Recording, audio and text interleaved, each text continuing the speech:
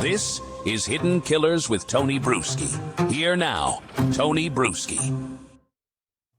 Just when you thought, maybe something will change. Maybe this time around we'll get an accurate medical examiner's report in the death of Ellen Greenberg. And then you realize the city of Philadelphia was in charge. Oh, well, that worked out well. We are looking now at the new medical examiner's report on the death of Ellen Greenberg. It has been released. A report that 14 years somehow manages to say everything and explain nothing. Dr. Lindsay Simon, the chief medical examiner for Philadelphia, has now reaffirmed the ruling of suicide. Shut up. Just shut up. Just shut up. I'm leaving. I don't want to be part of this. True story. It happened. How the F is this even possible? Oh, I'm outraged again. Here I go. They've reaffirmed it even after more than 20 stab wounds. Well, actually, they've upped the stab wounds this time, 23. Shut up again. So let's continue to work against ourselves. Conflicting evidence, years of public outrage. But here's the catch. This so-called independent review, it wasn't independent at all. It came from the same office that ruled it a suicide in the first place. The same office now being sued by Ellen's family. And somehow it conveniently clears itself of any wrongdoing. So, we're asking the tough questions, the legal questions, the ones the city doesn't seem eager to answer. Bob Motta, host of Defense Diaries, here to break it down, what this report really means, how the system protects itself, and whether justice for Ellen Greenberg just got buried again. We were texting yesterday afternoon when we heard it came out. I'm like, who has it? Do you have it? I have it. Do you? It's like, who could find it first? Yeah, find Tony the review. won. Tony won for the record. Tony got it first within minutes. Yeah. Yeah, So Tony's we found good. it. He can find anything. So guy's a fucking digger, man. You know, You had a chance to dig into this thing yesterday.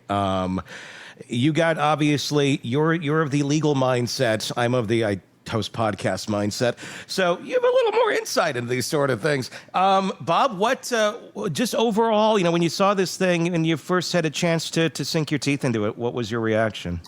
My initial reaction, having in my lawyer career prior to becoming a podcaster myself, I had looked at many autopsy reports. And, one of the things I'm always saying on my show that I think that people, it kind of like goes over their head a little bit, not to speak to their intelligence level at all, but just kind of their experience in doing this kind of shit, is that anytime you have an autopsy in what could be a crime scene, the cops are there, all right? And the cops are there feeding information to the medical examiner, okay, in terms of factual evidence that they found at the scene. But with that comes their tunnel vision if they've formed it. yeah. So if whatever they've landed on in terms of cause of death or how this might have gone down or potential perpetrator,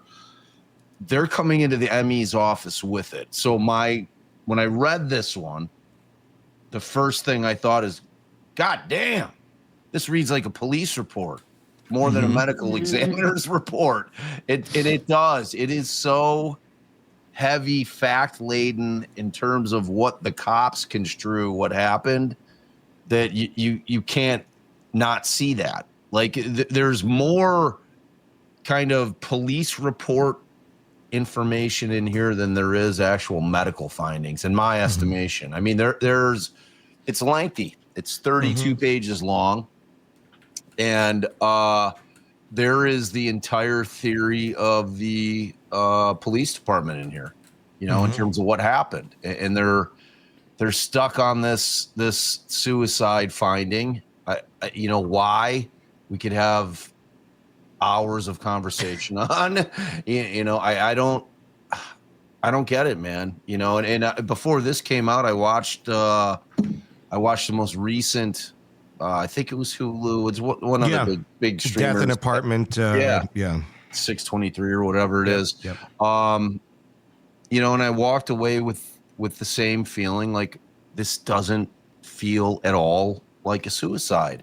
No. You know, and that was I thought that was pretty even-handed in terms of, you know, Ellen was having some mental health issues. There's no question about that. Right. Mm-hmm. You know, but just the way this thing went down, and once again, we have an awful police investigation. That always seems to be the running theme of these cases, where we're all outraged on one side or another because there's just so many gaping holes in the police investigation.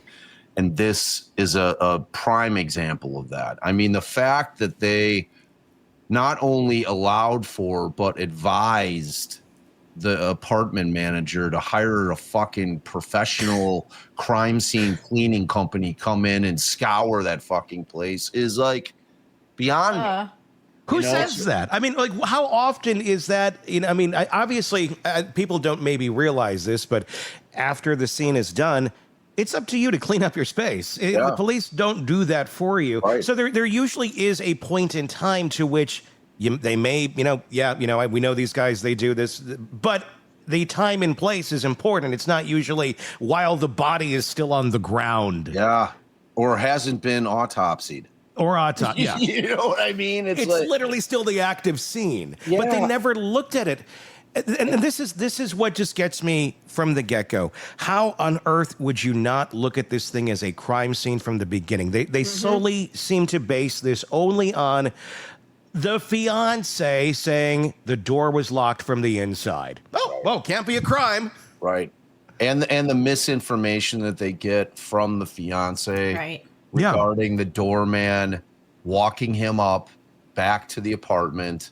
Yeah. And you know, which because God knows it's never the other person in the relationship. Exactly. You know, so it's confounding, really. And it's, you know, I mean, obviously for the Greenberg family, I feel terrible. You know, they've been going through it forever on this thing, man, fighting and fighting and fighting for justice for their daughter and what they construe to be justice.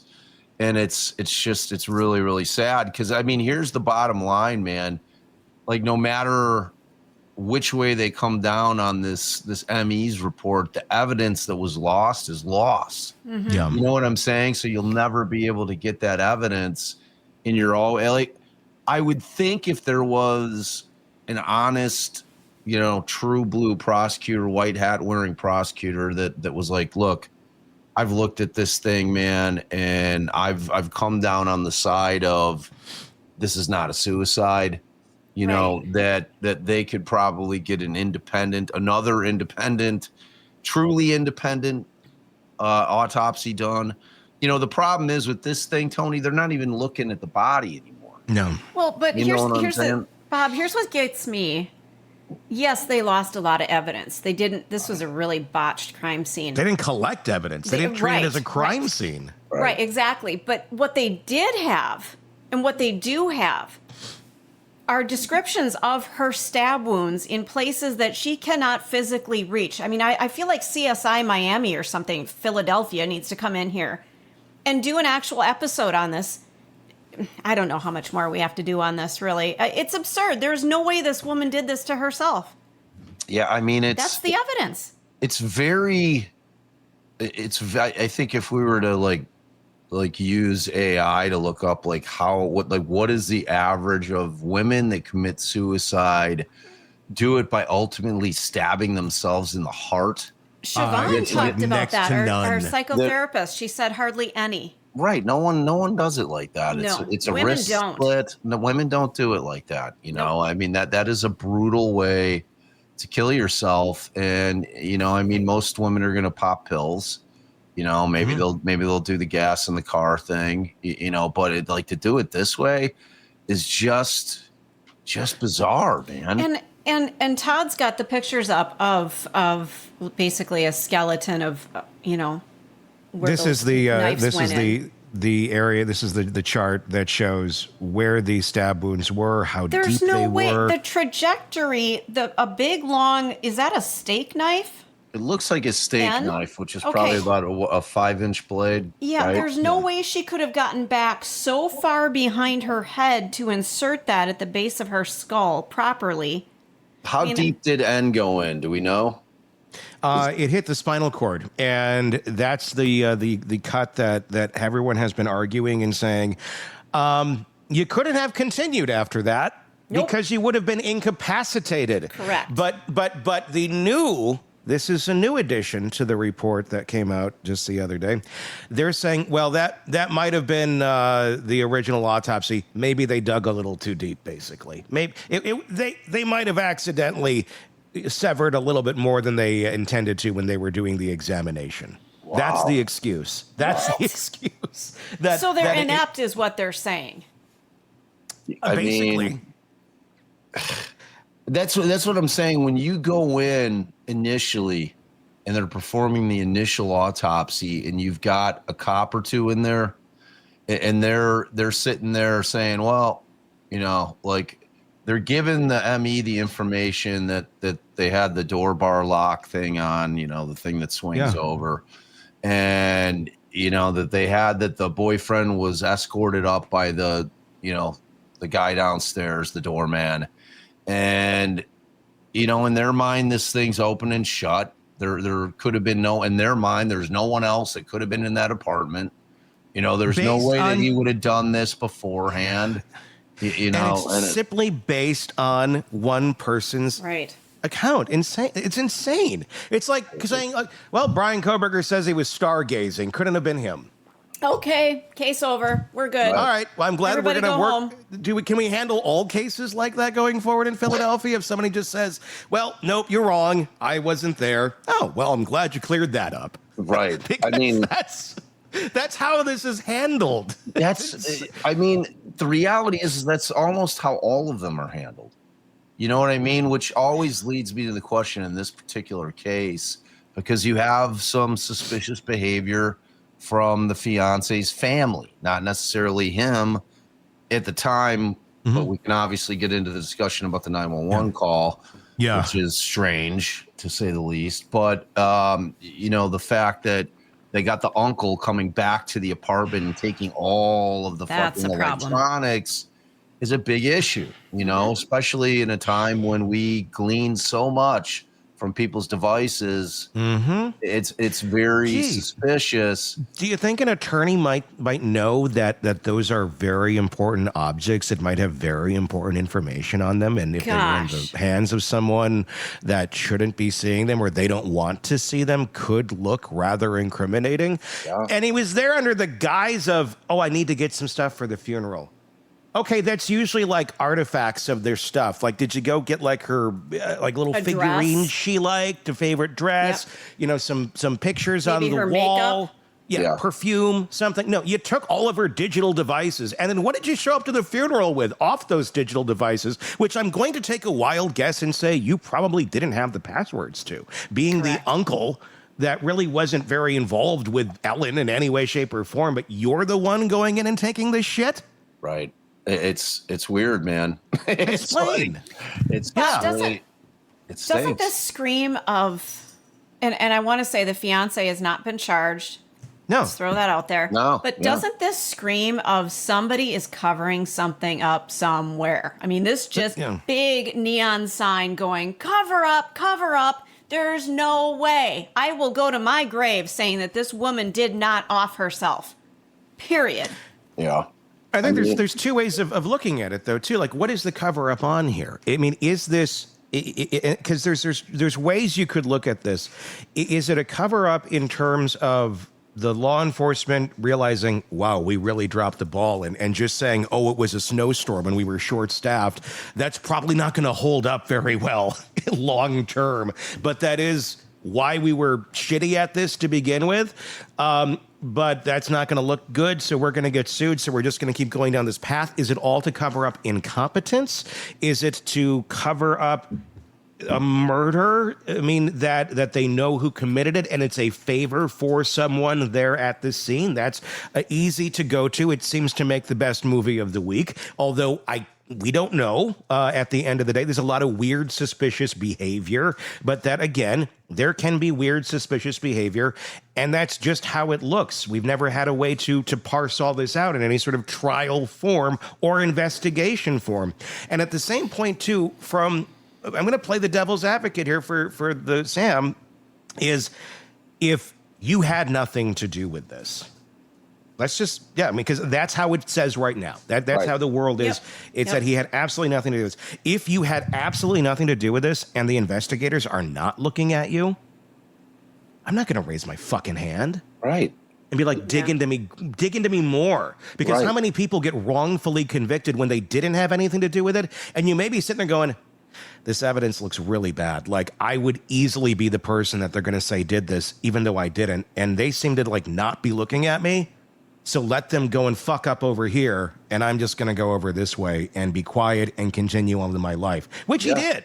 Yeah. And he may be 1,000% innocent and because he's never been charged. And that may just been a complete struck of dumb luck for him that when it comes to discussing this and parsing this out does look rather odd. But at the same point, if you're looking at it from that perspective, makes total complete sense. Right. But the only other part you would say is, I do want to find who killed my fiance if she was murdered. But at the same point, you may be also telling yourself, I don't think my fiance would want me to spend the rest of my life in prison for a murder I didn't commit. Right.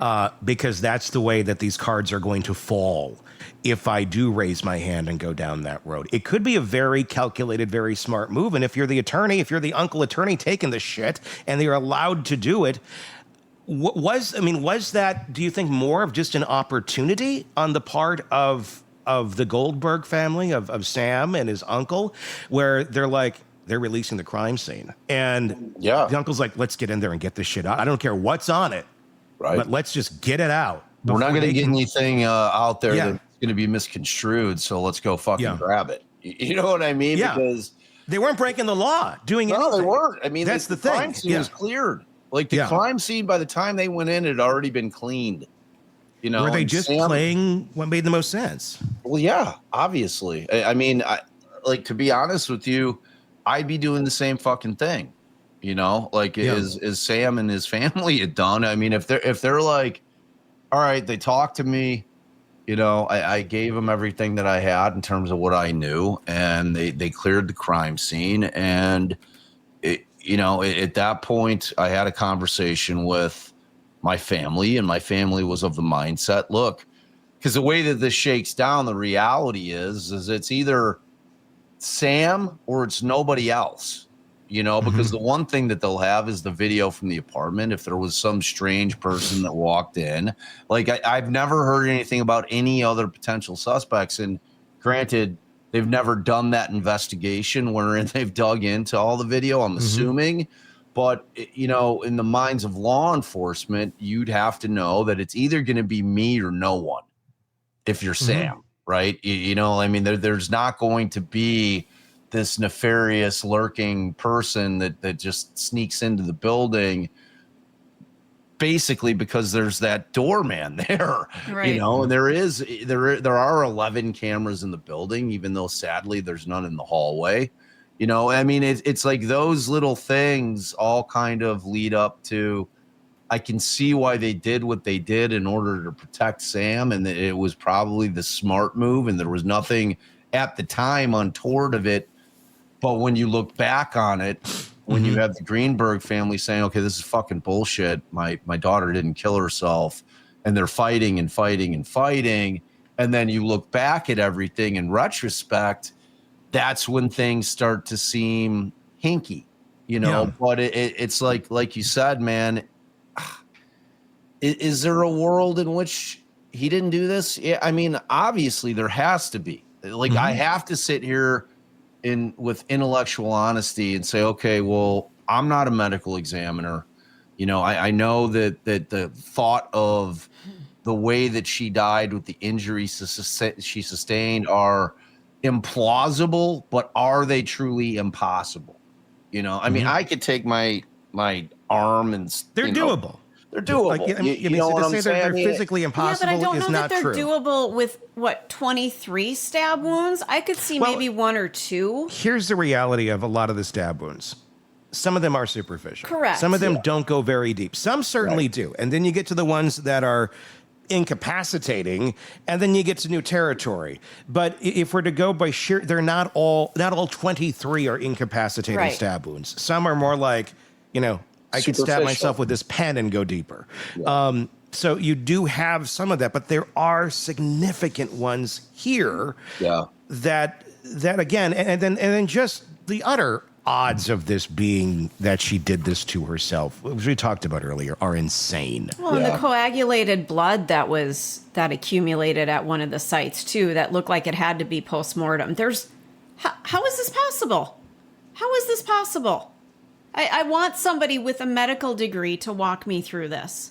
Right. And so let me ask you guys, what did you have, a psychologist or a psychiatrist on to talk about it? Yeah, Siobhan was on. Yeah. Our psychotherapist. So when you ask Siobhan, so when Ellen goes in her first appointment on 1/12/2011, and she describes this anxiety that she's got going on for a couple of months, I mean, to me, is anxiety the type of thing that kind of drives you towards suicide? She filled up her gas tank that morning. Right. Or people who are going to I'm sorry,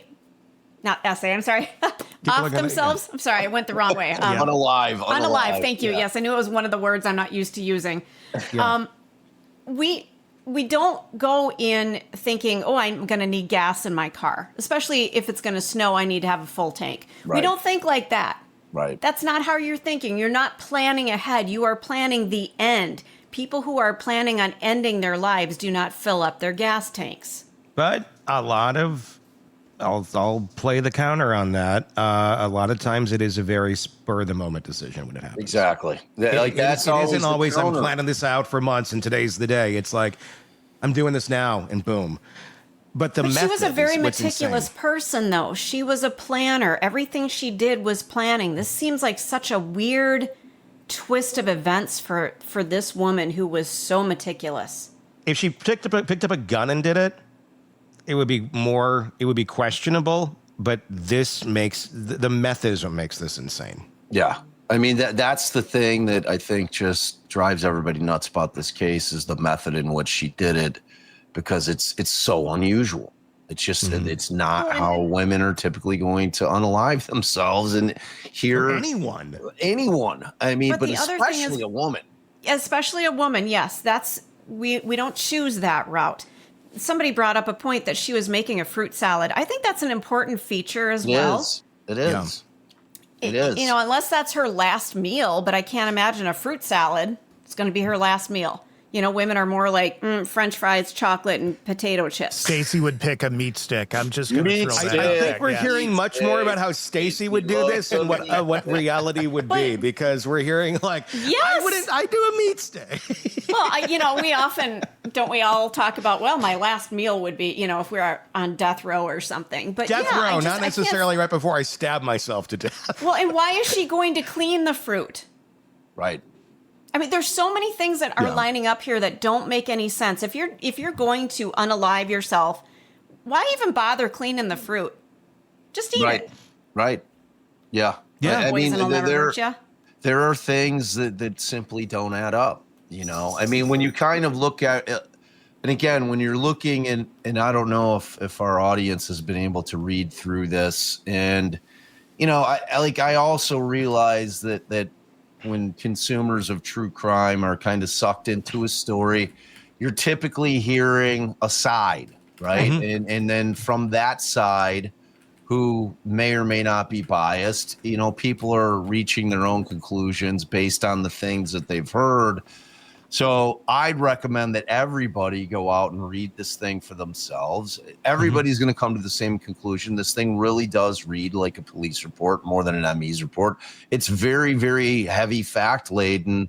Yes, they have the medical information in there, but in terms of trying to build their case that this was in fact a suicide, that's how the thing reads, man. It's like every single portion that isn't directly related to the findings from the autopsy, but it instead is facts of the case as they were able to glean them from what little investigation they did, is very, very much like, okay, this is why we think it's a suicide, not like a determination by an up and up ME. You know what I mean? It's like, It's like you cannot look at this thing and be like, okay, somebody wasn't in this Emmys ear saying, okay, the goal of this is to convince people that are convinced that Ellen did this or did not do this to herself and that Sam did this. You need to convince them with this report that that's not what happened. You know, I mean, that's how this thing reads. Which really is like does. 5 people. Right. It's like 5 people on the planet, you know, and it's a frustrating, confounding, and upsetting case in a lot of different ways. And, you know, I mean, Ellen's parents have just spent forever, you know, I mean, forever on this thing. We're going on 15 years fighting this, you know, because they want to, they really want to clear their daughter's name in terms of in her reputation. And it's important to them, you know, and obviously if somebody else did this, then they want that person held to account, you know? So, I mean, I get it. I imagine if the same thing had happened to me, the same horrible thing happened to one of my children, it would probably bug the shit out of me every day of my life. You know, I'd probably obsessively think about it, and I'd probably the fight would become the thing in my life. The fight would become, you know, what I wake up for every day, you know, like which it's become for him. I mean, her dad this is his mission. He talked about that in the doc, which I think is a very interesting doc, one that went fairly scorched earth on the fiance far more than anyone has in the past. I was really kind of surprised just how scorched earth it went. But again, innocent, never been charged, maintains his innocence, and that's Sam. Want more on this case and others? Then press subscribe now and don't miss a moment of true crime coverage from Tony Brueski and the Hidden Killers podcast.